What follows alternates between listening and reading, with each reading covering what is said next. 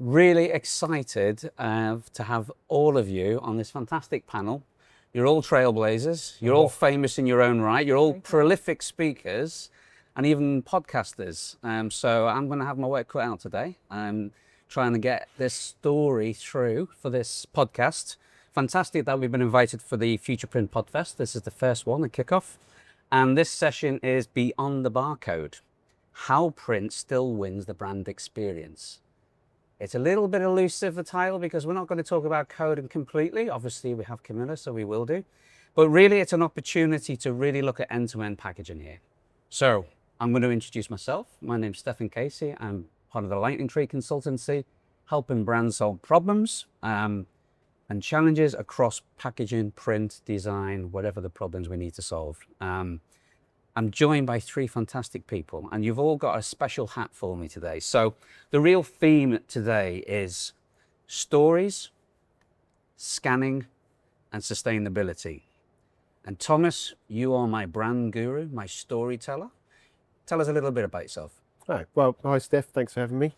I'm Thomas Herman. I'm one of the founders of PodFEST, which is a creative consultancy. And we help brands become more available, more premium and more responsible. And we kind of work in the intersection between product and promotion, which is packaging often, but it's all the kind of physical touch points that consumers meet brands. So it might be point of sale, it might be activation, and that's kind of where we play. So the voice of the brands, that's what we're really looking for today, and then there's a lot changing. And then Fred, you are my eco warrior today. All right. I know. I love it. Trailblazer, eco warrior. Right. Keep them coming, man. Buzzword bingo. Let's go. Let's go. So yeah, I think back in school it was called like a naughty boy or a naughty girl, right? Trailblazer, whatever you want to call it. But so I was discussing this with a colleague earlier in the year, and I think it's more a generational shift from the I will get to the point eventually, Stefan. That whole Del Boy mantra of he who dares wins, right?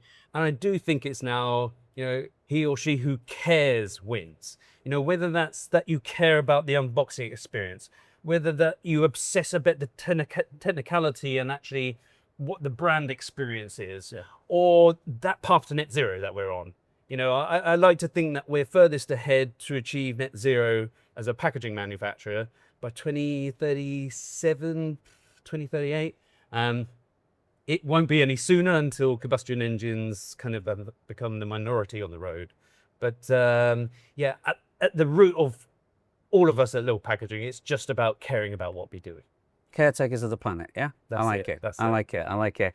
And then Camilla, my scan guru, my star, my GS1 hero. Tell us a little bit about yourself. I mean, you're ultimately famous anyway, but for the rest of the audience, let's I'm Barcode famous, which I think is the right level of famous. I can walk down the street, no one recognises me, but if I walk into a room of Barcode fanatics, I am famous. So that's exciting. So yes, I'm Camilla Young. I am the program lead for the next generation of barcodes at GS1 UK. I haven't always been into barcodes. That's just for the last few years that I've been doing that to support this transition. My background is actually consumer products and commercial strategy. So I really care. I care about consumers a lot. I care a lot about a lot of different issues, and what excites me about this program and about this transition from stripy barcodes as you know them today to QR codes, it's just the amount of problems that they can solve, both for the consumers, for the planet. When we think about accessibility, when we think about sustainability, a lot of these issues, we need access to more data, and we need to make that data more available to people. And that's what QR code enables. And other scannable triggers and devices. But I think you can tell we're going to cover a lot today. We really have our work cut out because there are so many touch points, so many buzzwords that we've just been talking about, and they're all relevant. And I think that's our job, to kind of give the audience as much information as we can, because we have to start somewhere. And I'm going to come back to Thomas on this one, because we have to start somewhere, and the world is obsessed with stories. Particularly when we talk to brands and retailers, the buzzwords that are out there. What are those stories? What are the challenges that brands are facing? these are your key customers at the end of the day. So maybe you can talk a little bit about where we're seeing the directional thinking on some of these points of sustainability and accessibility. Yeah. You're right. I mean, I think brands have a lot of challenges.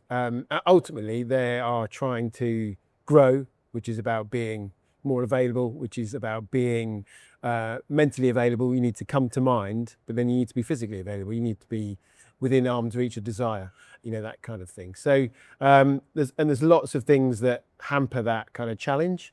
Attention essentially is what people are looking for, but how do you cut through and how do you make people remember? The best way to do that is through a story. People won't remember what you told them, but they'll remember how you make them feel, or they'll want to get to the end of the story. So that's kind of what brands are looking for. That's what kind of cuts through. That's what kind of helps people remember. And there's lots of things that are hampering that. There's regulation. Certain brands aren't allowed to advertise in a certain time of day nowadays, and there's lots of kind of things that are challenging brands, and they potentially might own certain media channels. We talk about paid media, earned media, shared media, and owned media.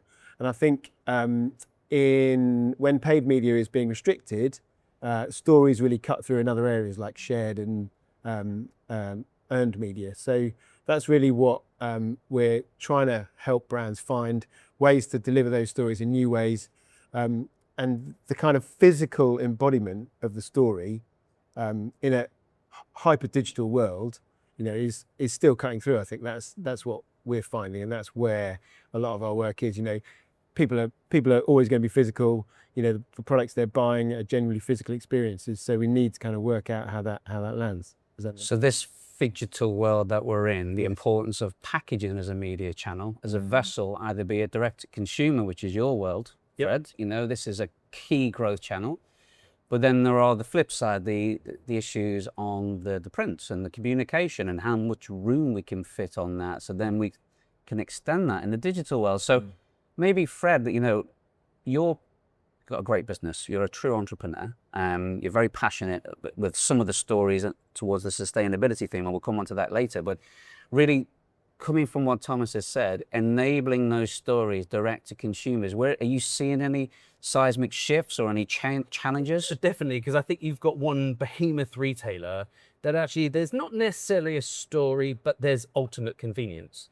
And the way of separating brands that can separate from that is with a story. And there are great brands, Gymshark as an example. Ultimately, here's a guy that just loves going to the gym, and actually just decided kind of the athleisure was just not fitting right, and wasn't the kind of stuff he wanted to wear at the gym. So started making his own. That's the whole story of it, right?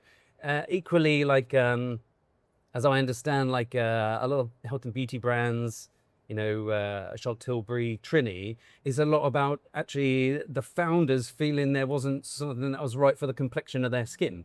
Now, those two stories and the founders talking about them on social media can then ooze the right way through the whole packaging lineup.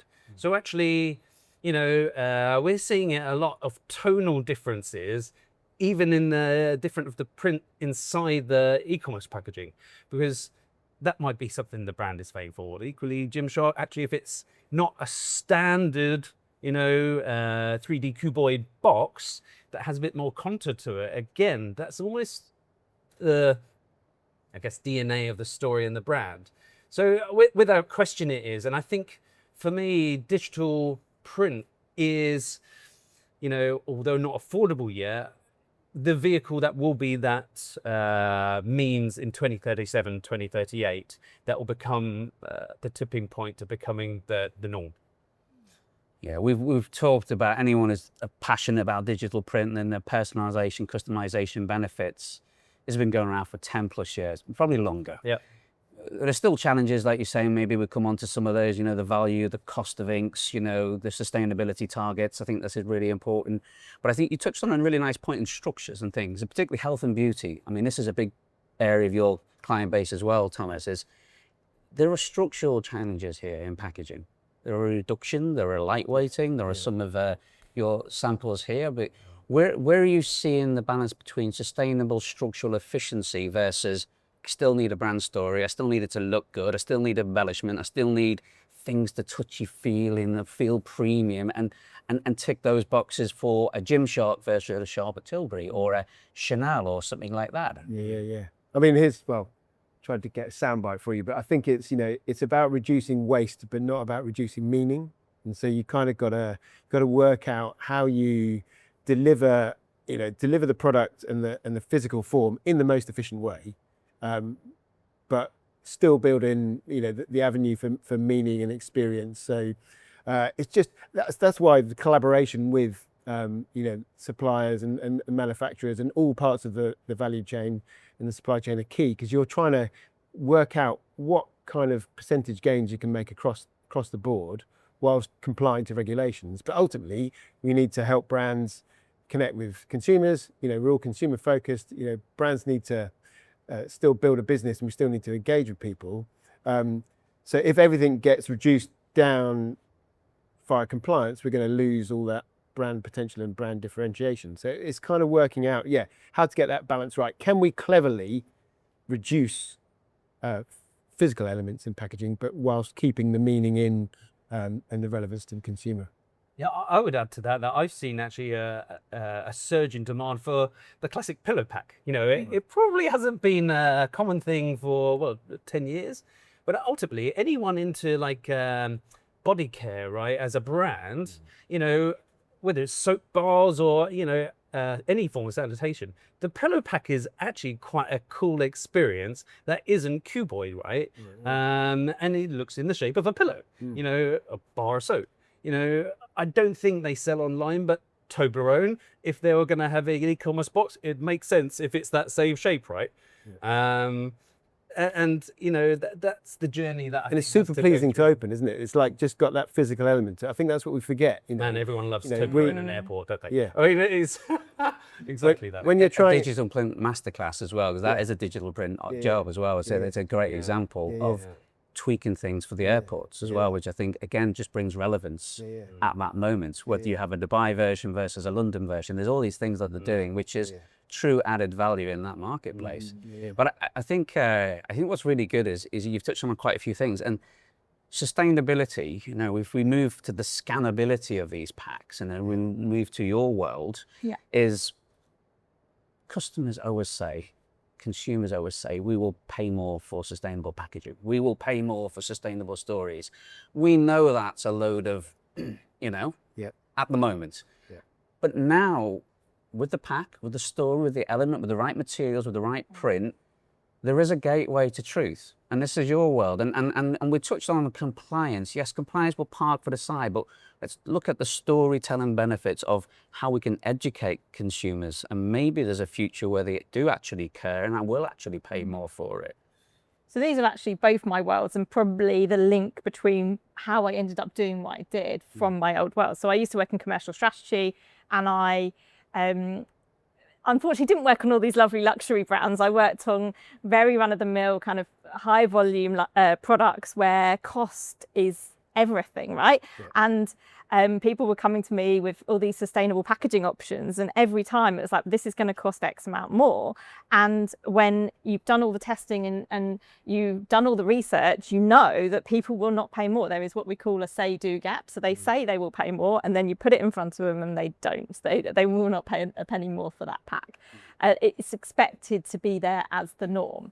So there was a problem, and I could see this problem, and I didn't like having the answer to every question, everyone coming to me with sustainability things to be, I don't want to do that. That felt in conflict with my values, right? But it was like, okay, what's the solution? And I believe the solution is telling people and explaining to people why they need to pay more.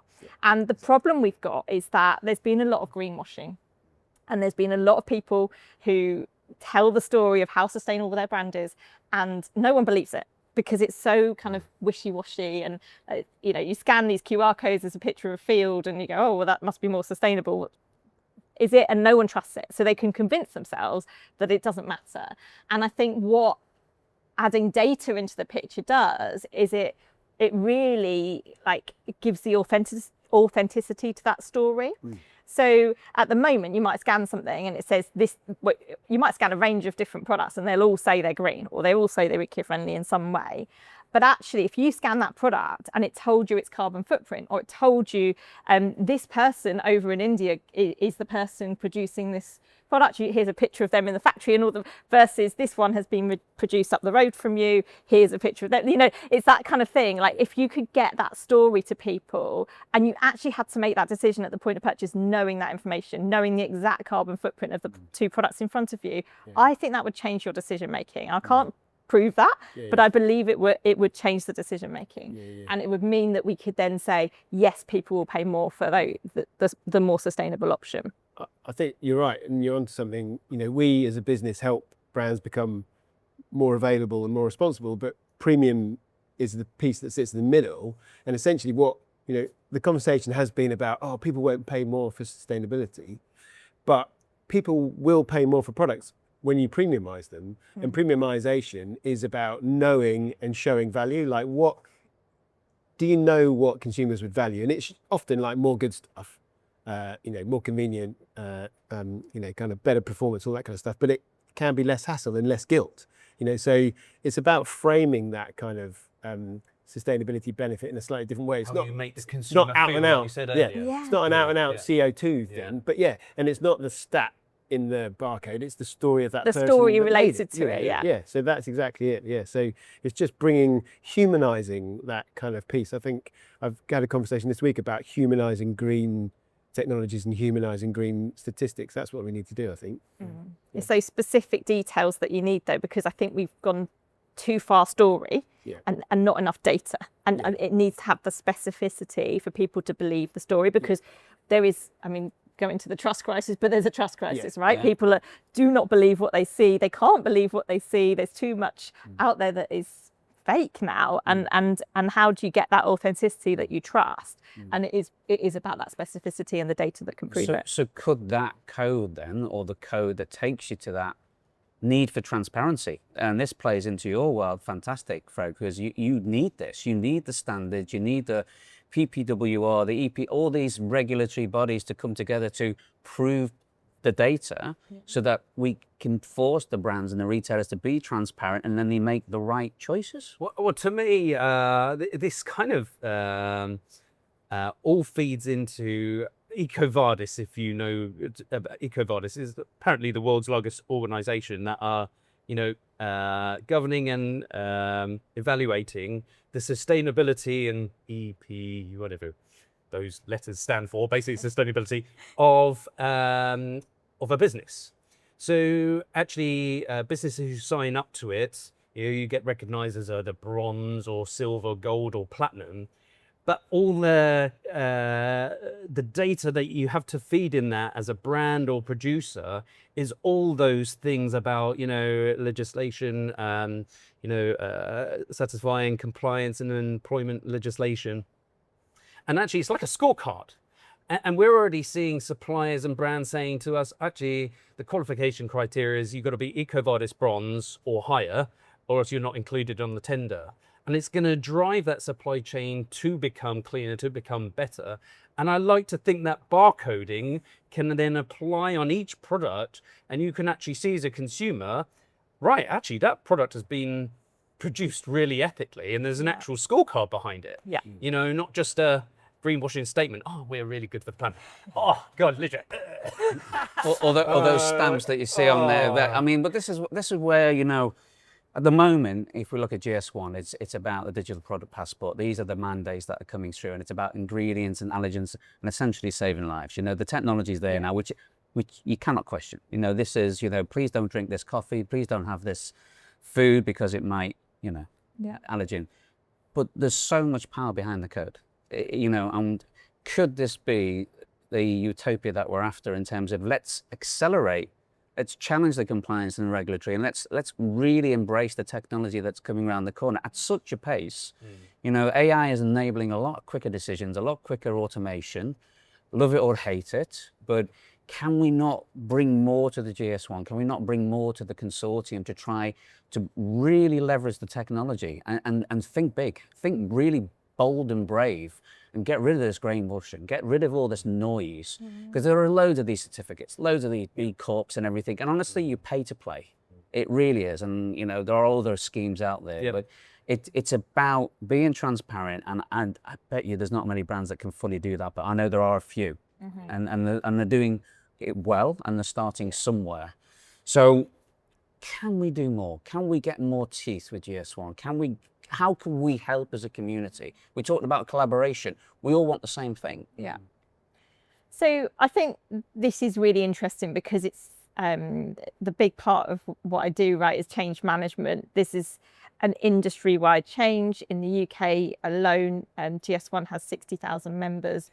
3/4 of those are from the retail industry. And when I say a member, that's not an individual person, that is an organisation. Sometimes in each organisation, we're talking thousands of people. And that's just in one country, and we're doing this the world over. So the scale of this change cannot be underestimated. And the amount of people who have to change, and there will always be your early adopters who can see the big picture, who are really excited about the possibilities, maybe the ones who are really ethical and want to share their data versus the ones that don't want to share their data yet. There's a whole real breadth of different people. So the challenge that I'm always trying to navigate is, on the one hand, yes, like all the potential that's out there, all the excitement and the big vision, and I can see it, right? I can see there's so much that this is going to be able to do and unlock in the long term. But at the same time, you can intimidate people with that. And the people who find change hard, that could put them off. It's too big. And it's like that, try to eat an elephant with one bite. No, it's a little bit at a time. And so what we say is this is a foundational shift. So by moving the barcode to a QR code, that just is making sure the foundations are there, and then you can build off it. So yes, we talk about the vision, and I want to inspire people and say, look at all this opportunity. But the first step is, you're just going to put a QR code on your pack that does the same thing as the barcode. And if you can link it to a website, great. And if maybe you've got a bit of data that you can share, brilliant. But let's not try and do that whole thing from where we are today with no transparency to full transparency and all the different things it could unlock in one hit, because that's not going to happen realistically. And so it's like, let's just make this really simple change. Let's just change that traffic barcode to a QR code, and then the rest will be built. But I think once it's there, people will get really excited and start to like innovate and come up with loads of new ways of using it. Yeah, and I'm probably ahead of the thinking, but you touched on a really good point actually, and Fred, I know this is a passion point for you, is giving away information or design to actually make the world a better place. So when we chatted, you're quite open about solutions that are fit for purpose, but also fit for the world to make it a better place to live. And then I think that sharing of the love is important. That's perhaps forgotten a little bit, but maybe just give me a minute or two of what exactly you're doing, because it sounds fantastic, because this drives scale, surely. Well, we've, to be honest, it's born out of a bit of, frustration of, being copied for about 2 decades. Our products being copied, our inventions being copied. We have 5 patents. Of actually being able to see a clear vision to net zero 2037, 2038, as I said, and saying, this is our journey. This is exactly our carbon footprint. This is what constitutes our materials, our upstream, downstream. This is everything. These are our, basically products and patents, and basically open source effectively. Copy this. Literally copy this. Because if we're the only one doing this and going to net zero, what's the bloody point? Yeah. Seriously, what is the point? It's only if we all make an effort to try and, halt climate change that it will get there. So that's more the mantra of actually, when you can kind of see the light, you get to a point where you're like, why just keep shoving everyone in the dark? Actually, look, come on. So what we've done with a lot of our, we've got a few envelope designs. That means, generally envelopes can be produced with 12% less waste.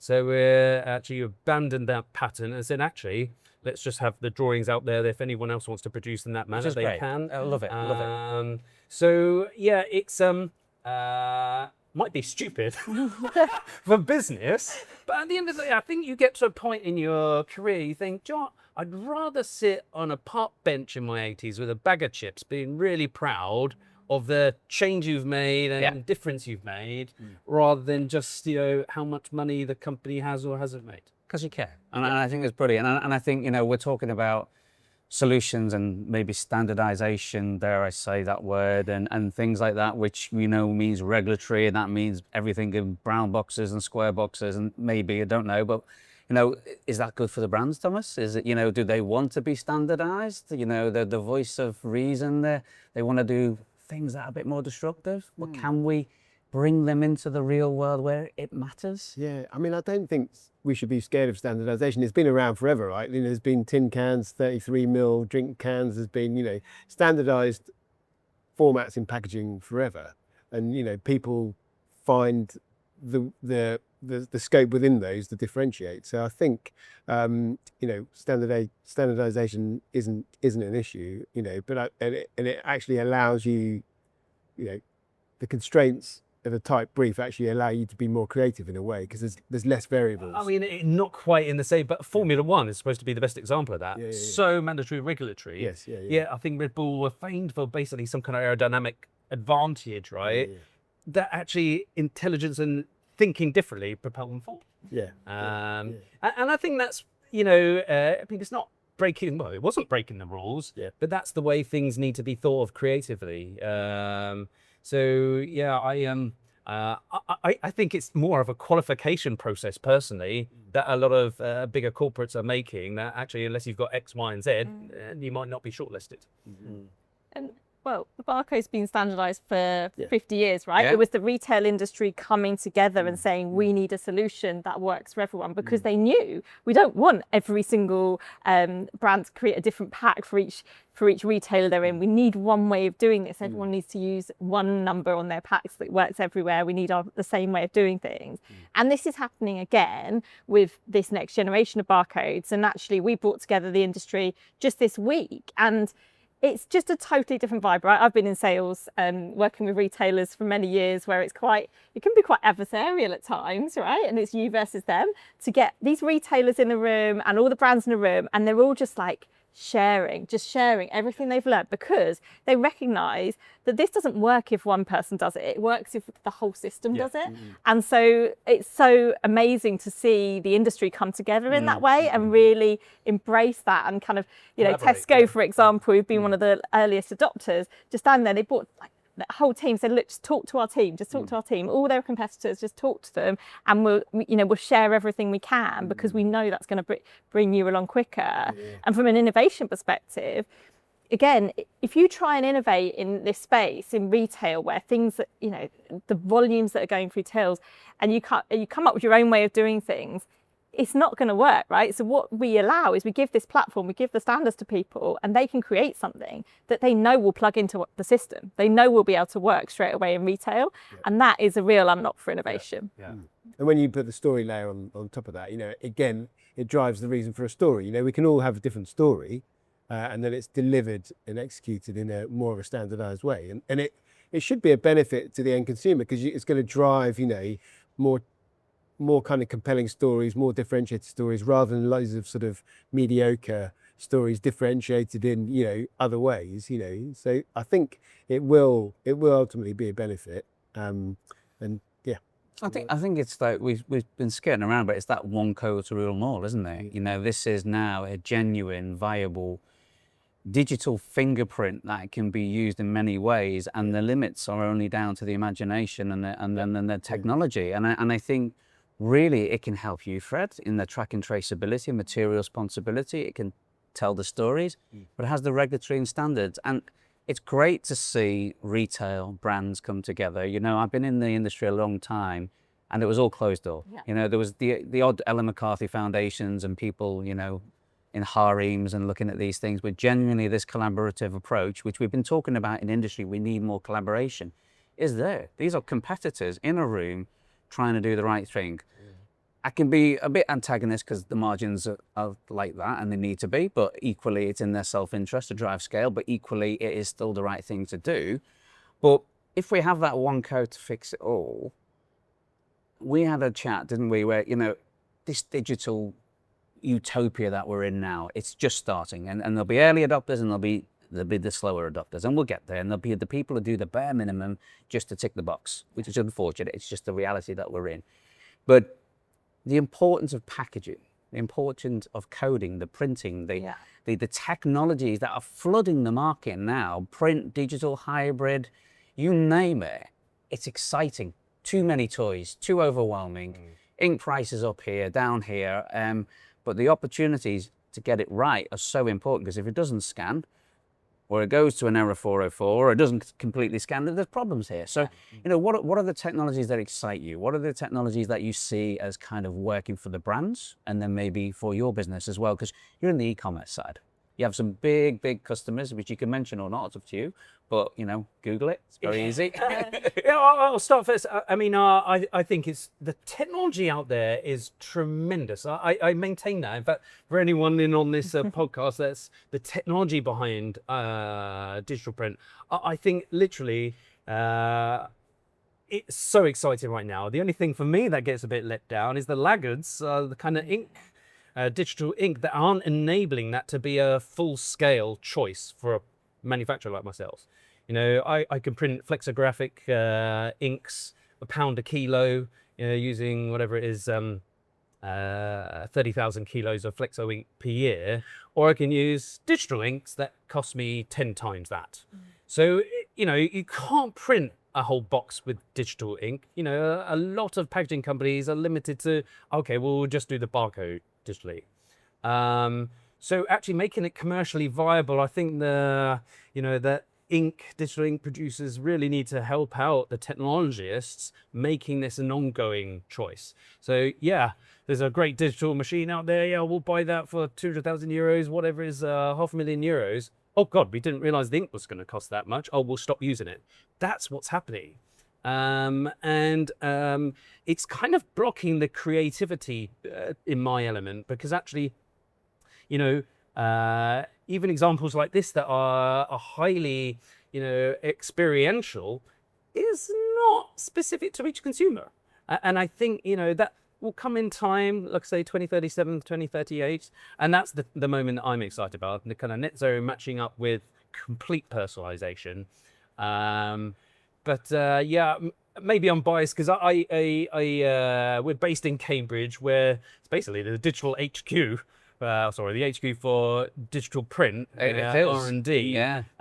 You know, that's where print technology was invented, as I understand. So actually, naturally, there's an abundance of talent there. So, yeah, as you can see, I'm quite enthusiastic and excited about it. It's good to be, though, isn't it? But there's some commercial opportunities coming down the line that perhaps might speed that up as well, right? So at the moment, maybe you're looking at digital print because it creates a great experience for the consumer, and because you can really personalize that.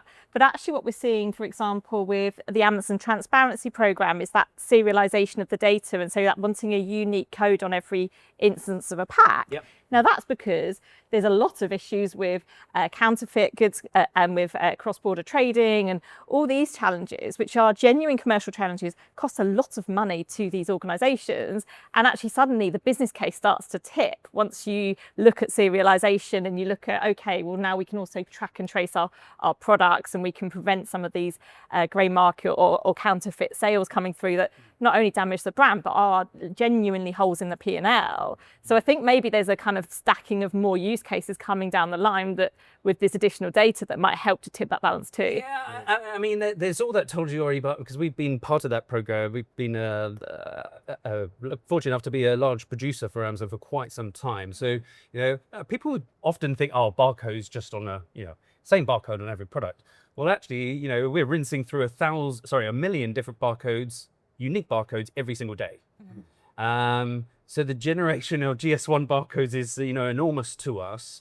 But actually outside of that, and the speed, by the way, the technology's there. You know, 250 meters per minute is incredible. You know, people will think, oh, digital print, sometimes it's like, no, it's not. You know, I can't keep up with that speed. So They've that caught makes up. me master. They have caught up. So yeah, track and trace, you know, barcodes is one thing, but actually, you know, the actual quality that can be achieved in multiple colors is outstanding. We just need to. I think the technology is there for you, isn't it? I mean, for the brands, there's nowhere to hide on this. That you're armed to the teeth. You just need to find where the P&Ls go, commercial challenges. To your point, I think I've heard figures of 3 billion for booze grey market. You know, I mean, it's probably worth investing in some of these digital print technologies, and then why not leverage it for more storytelling and better fact design? Put them together. Well, you taught me, when you've got access to variable code or individual codes, with connected packaging, you can then play that kind of triptych of like consumer brand building engagement.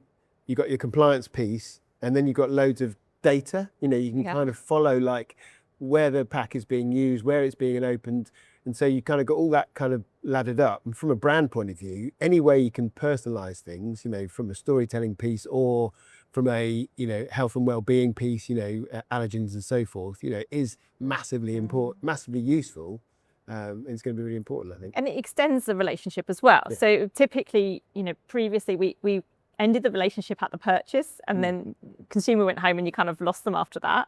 Actually, putting QR on pack gives this long-term touch point. If it's serialized, even better, because you follow that unique user. And actually then the potential from an after-sales perspective, some of the kind of, what else do you want to sell them from the range? What about repairs and like return, or, the reselling of items and things like that. There's so many opportunities commercially if you can maintain that relationship past purchase, and I think that's a whole world to still be unlocked, really. I think it's another triptych, isn't it? Like, how do I select the right product for me?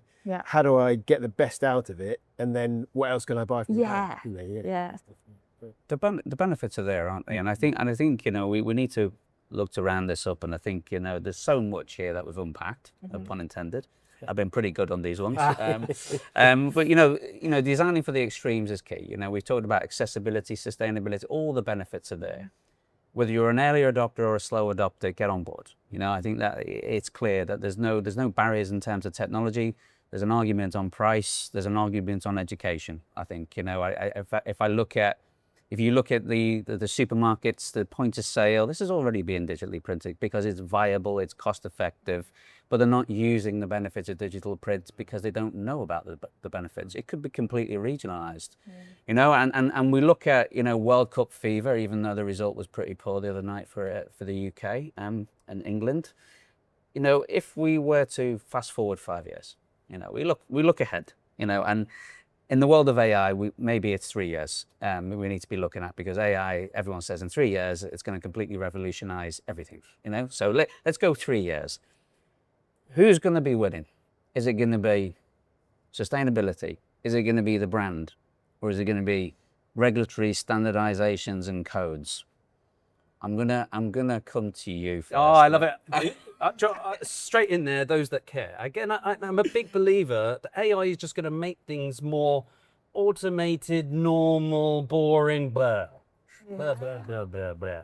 It is though, right? I mean, ultimately, yes, we all like convenience, and we want ultra convenience, or a story, something that gives us a warm feeling about it. I think all of us in our lives buy things from certain places just because it makes us feel good about that. Has anyone had a great, I really love, well, okay, some people do love talking to chat, don't they? But actually that's the bit that I think is going to be the big separator between, let's say fighting off AI, or, you've got to embrace it, but equally, care more. I think those that are vulnerable are the ones that are using AI to do all their work and then not really making any impact themselves. Laziness, that's the opposite of caring, right? So neglect, laziness, call it what you will. But that's my take on it. No, that's good. I mean, it's interesting. I think we'll have different perspectives. Now, AI in the world of creativity, Thomas, this is shaking up your world quite a lot in terms of, are you a believer? Is it mundane? Is it task-driven? Is it going to unlock you to do the good stuff? How's it impacting you? I mean, there's always going to be a human element in what we do. I think the human piece is always going to be sort of vision, sort of taste and judgment, and kind of craft. There's always going to be that element there. But, using AI tools can just accelerate, part of the process. You can generate more ideas more quickly, you can prototype ideas, but ultimately you still need that human input. You need that kind of judgment and empathy to understand, whether this is the right moves go forward. So it's gonna niche certain things, but it's gonna speed up other things. I think. And you're the glue that binds, almost. Wow. You? No, well, I'm going to argue data, and the people who've got the data right will win, because for lots of different reasons. But if we talk about the kind of the storytelling and how it works, we've always been used to kind of selling to consumers, right, and giving them that story, and it's lovely if it happens and you get to have that direct relationship. The reality is that we're now talking about bots going shopping, and that means bots don't feel the same way. They consume data, and what's out there is what they're going to consume. And what I think is really interesting, so I actually do shop a bit on ChatGPT, and partly because of interest in what I'm doing, but partly because it is useful. And I obviously have a skincare background, one of the products I used to work on. And so I went to ChatGPT, I had a change in my skin. I said, right, what do I need to change about my routine? Told him what I was, told him, there you go, it's my mate. Told him what I was using, and it came back with a whole load of recommendations. Now those recommendations looked neutral because they were all different brands, and all laid out really nicely, and said, right, this is what you need to go and buy. And it was very clear for me what I needed to get and who I needed to get it from. Now I knew that all of those products were from L'Oreal. And I also know that L'Oreal are one of the earliest adopters of QR codes. I know that they've done a lot of work on their data and their data structure. And I was like, wow, that is what it means. And it's the recommendations that you're getting, it's all from the data. And interestingly, I was talking to Unilever this week as well, and they were talking about how they've had to redo everything from to be ready for AI and rethink it. And you're kind of moving what was traditionally a marketing function into a data function. And it changes everything. It changes everything about the way you need to think. And it becomes now it's no longer a marketing problem. It becomes a whole organization problem. Yeah, well. Look, brilliant. I think we're going to wrap up. You know, this is about stories, it's about scanning, it's about sustainability. And I think if we were to collectively, with your great minds, what would be the ultimate World Cup gift pack to a loved one? And I'm going to start with the story first. Now, what would be the design? What would be your guide? And then I'm going to come to, well, how should we make it? This is important, sustainably. And then extending that story to connect the worlds and the communities. We didn't even touch upon some of these things, but these codes connect communities as well. So there's the sharing of love and the sharing of friends and friendship and giftability. So ultimate World Cup. Obviously, England, Germany in the final. We win. We get a print run ready. It's all digitally done. It's all enabled, ready to rock and roll in Amazon. And you know what could we look at? So we're talking about an idea here. I mean, I think the thing for me that's cutting through in this World Cup is the hydration breaks. What do we do in a hydration break? So I'm thinking the gift has got to be focused around that moment. Like, how do we entertain each other during the hydration breaks? So I'm thinking it's got to be it's going to be a rich tea. Yeah. It's going to be a drink brand, biscuit, a drink brand in there. You know, maybe a biscuit brand in there. Yeah, and in giftability, you know, you kind of got to think about the moment and the kind of the person you're gifting it to, what you want them to feel. But yeah, then if you had a Fred's brilliant fulfillment and a code on there, the code then becomes a gateway. You know, and kind of you got to have something that. The physical pack's got to draw you into want to scan, and then after the scan, we've got to build in an experience. And in the World Cup moment, there's so many opportunities. It could be you could personalize it once you're through the scan. It could build in your team preferences, you know, your predictions. So we've got tea, we've got biscuits. I think we need a football in there as well, don't we, Fred? Yeah, I to me that's what's memorable about this tournament. This ball that apparently you boot faster than any other, like literally the amount of scorches this tournament is really incredible, and keepers can't even keep up with the speed of it. And a football's a really interesting one to try and ship e-commerce wise, because you're like actually, inflated. This is actually quite a big size, but flat, as most retailers are doing now. You can actually get it like through a mailer, an envelope, or a bag of some sort, but it can't be damaged. I mean, anything that you can just boot 50 yards is pretty safe from that perspective. And items like this have always been a debate in e-commerce, because actually, if it's undamageable, does it need packaging? You know, you see this a lot. Amazon were the first to really do this, you know, transit ready. Argos are masters of this. You know, less than 5% of Argos dispatches actually have packaging. It's just a label. Now for digital print, That's labels are literally their bag. Yeah. They're labels. And then we're back to labels, There and we go. digital coding. That's labels, and we could talk for hours on this. Let's talk about We can't. yeah, I know. We need to wrap it up. But I'm getting that nod. let's just talk about accessibility for a minute, because what I would be doing is thinking about the person receiving that, and do they know what they're receiving, and can they access the information? So if it's consumable, it's tea, it's biscuits, that code needs to have accessible information for people who maybe can't see it, who maybe can't read the label, who can use it through screen readers. So whether that's the allergens, whether it's used by dates, let's make that information accessible. Let's give them information about how to inflate that football if they've never inflated one before, and maybe they don't like to read instructions, they find those really difficult to understand. Actually, let's put video options in there. Let's give people different ways to access information so that everyone can be included. Fantastic. I think, well done, everybody. I thought that was brilliant. A good wrap up. Thank you very much for making the time and effort. I think there's some great sound bites there. I think Scan to Win, I think will be brilliant. I think, but let's design, package and fit for everybody, and everyone wins. So I think it's a really nice thing to fall on, and really pleased to be part of this podcast fest. Yeah, just thank you. Thank you. Now.